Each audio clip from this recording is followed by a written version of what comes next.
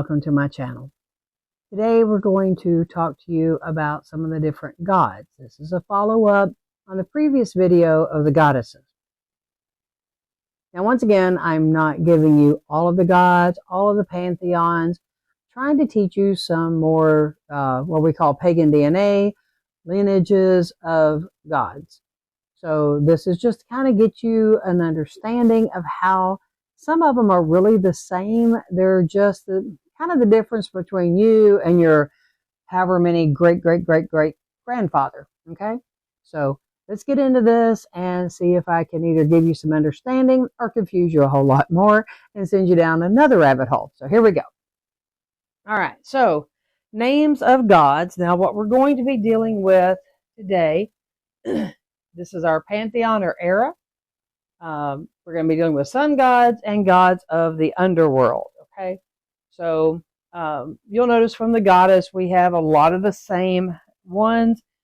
Too many of them just kind of carried over, so I didn't break it down quite as much as I did on the goddesses. So we're going to start off with Sumerian. Sumerian, your sun god is Utu. Right? Your god of the underworld, there really wasn't one. We kind of do Dumuzi. Dumuzi was not a god, but he was Inanna's husband, also sometimes known as Ishtar's husband as well, since they are real similar. But he ended up having to rule half the time in the underworld.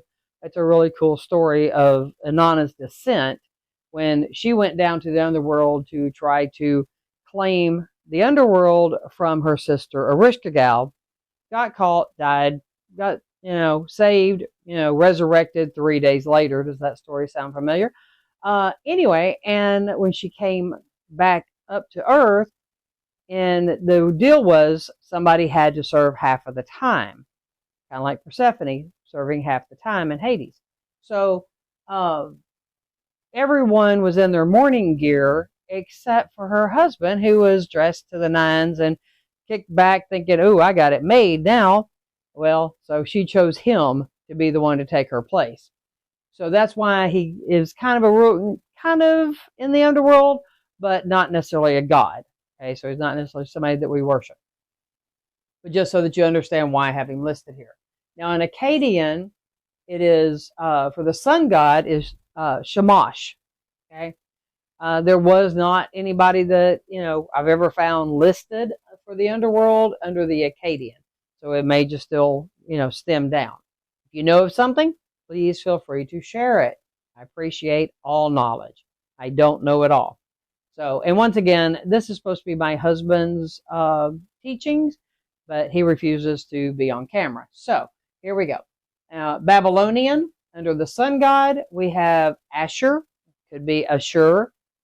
I'm not sure about the pronunciations. I wasn't around in Babylonian times. I'm old, but not that old. Okay, under the gods of the underworld, it is Nergal. Now, once again, this is the husband to Ereshkigal, who in the Sumerian times and Babylonian times, she actually rules the underworld. There are times that it shows that her husband was also in the underworld, but he was, once again, not a god.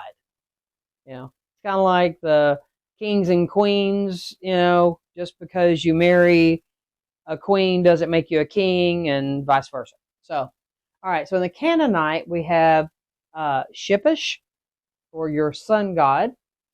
There was no one listed in that time for the god of the underworld. In Egyptian, we have Ra as your sun god, Anubis as the ruler of the underworld.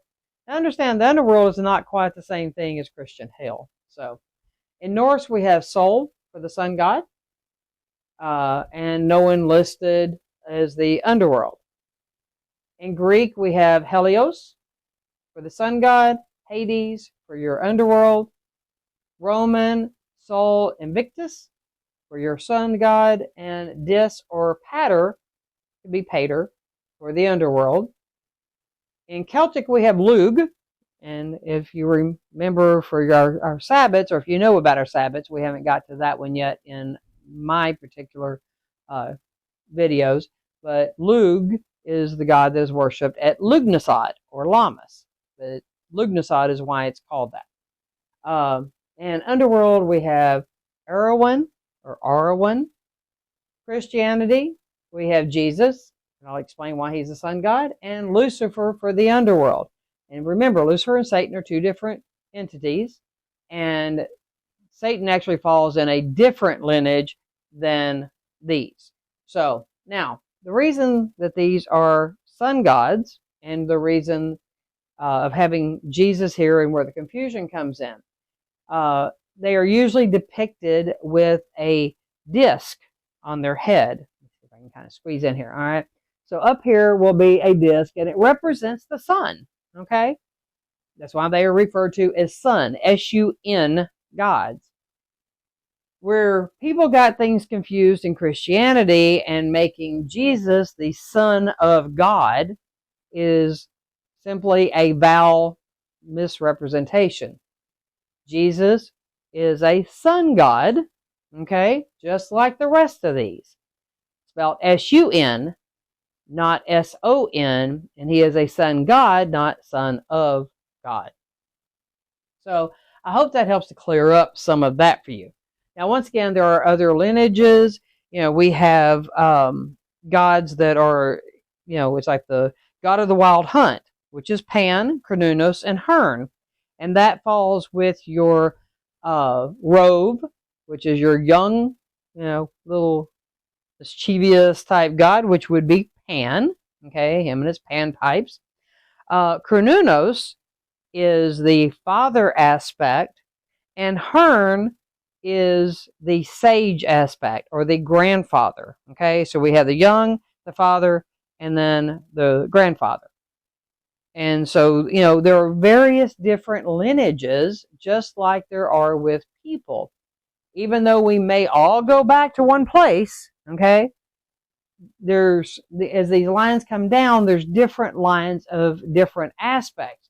This is because people in some of the different cultures wanted to change things. Oh, well, we don't want to use the same aspects of, you know, that particular pantheon, so we're going to change them up a little bit. Okay, so, you know, it goes back to just some of that stuff like we deal with today. I'm better than you, you're better than them. Yeah, it's just a bunch of, you know, junior high crap. So anyway, but that's why there are a lot of different lineages and where they rule over different things. And there's nothing wrong with saying that you want to work with, let's just say, Ra with some things, and Lug with something else, and Cernunnos with something else. You know, there's nothing wrong with that. What you want to be careful of is some don't always work well with others across Pantheon. Inanna is very strong-willed, so you wouldn't want to put her with, like, say, Odin. You know, you have to find ones that work well together. Okay, not saying there's anything wrong with either one of them, but when you get two that are too much, I want it my way, and, you know, put their foot down, you end up with fights. Okay, so make sure that you have things, you know, kind of leveled out. You don't want to jump right in. You're brand new and decide that you're going to work with Utu. Don't recommend it. That's what you want to do. That's your business. But I do not ever recommend somebody new working with any of the older gods or older goddesses. The energies are just extreme. And when you work with them, they expect that you know exactly what you're doing. It would be like, okay, say you just started medical school and you think you can go and do brain surgery on someone. Not a good idea. So, I mean, I hope this helps you in your journeys with learning about gods and goddesses, and to help you with your path and finding your god and your goddess that you want to work with. And there's nothing wrong with it. At some point in time, it may change. I mean, I worked with Diana, oh my gosh, I don't know how many years.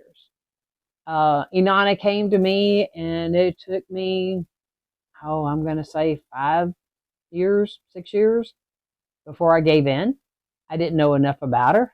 I started trying to incorporate her some with D.N.A, but I just didn't know enough until I got lucky enough and met my husband. And just so happened that was his goddess.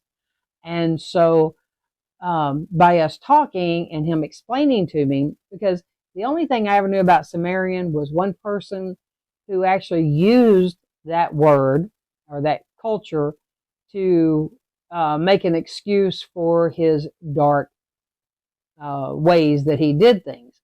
And it was wrong. But he clouded my judgment on it, and it's my fault that I never went and did enough research. But there's probably reasons.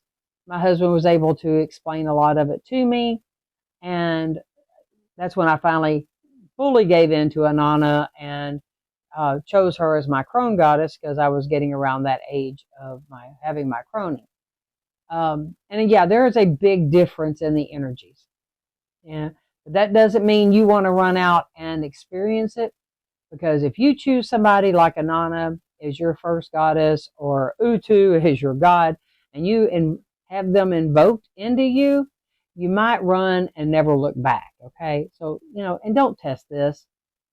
This isn't one of those fads or things that they talk about on certain other social medias, where people run out and buy up all the stones or run out and do stuff. I do not recommend that.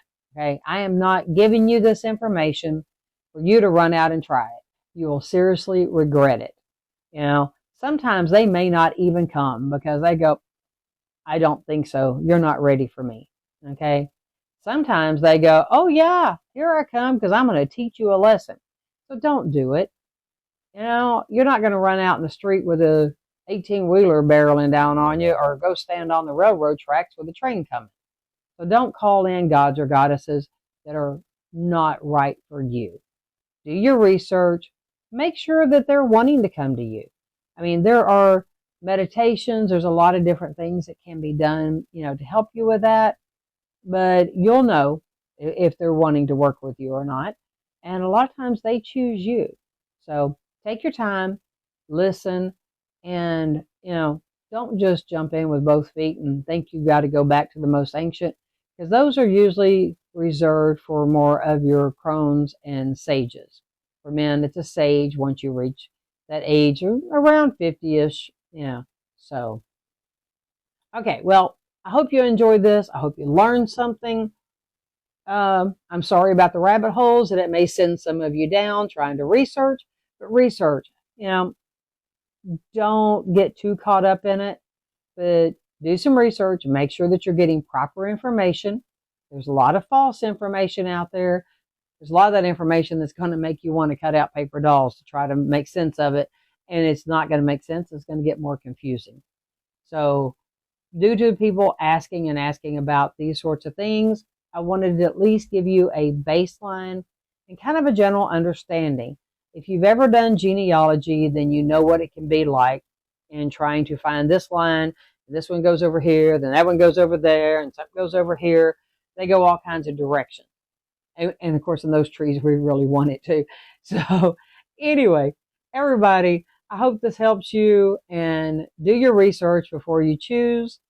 And if you think somebody else may can use this information, please share my video. That may be the only way that they get to get the information and learn. And click the like if you enjoy it, and please subscribe and click the bell if you want to be notified when I put out more videos. I do try to put out at least 3 a week on Monday, Wednesday, and Friday, and I try to get some shorts out there in between as I have time. So until the next time, everyone, happy studying and blessed be.